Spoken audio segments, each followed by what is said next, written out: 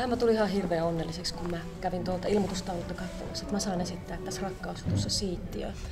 Mä ymmärsin, että se on kerta kaikkiaan ihan maailmankaikkeuden tärkein rooli. Kyllä tämä on ollut hirveän mielenkiintoinen prosessi ihan jo alkuvaiheesta saakka, että kun on lähdetty liikkeen kautta hakea aika syviäkin asioita ihan alkaen semmoisista niin kuin liikkeellisistä ajatuksista, että kun meistä jokainen on ollut siittiö joskus tai siitä meidän elämä on lähtenyt, että miten sitä pystyy liikkeen kautta mahdollisesti tuomaan esiin.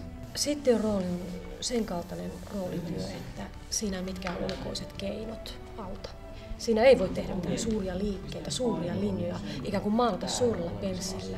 Se on tehtävä hyvin henkistyneesti, pienin sisäisin keinoin.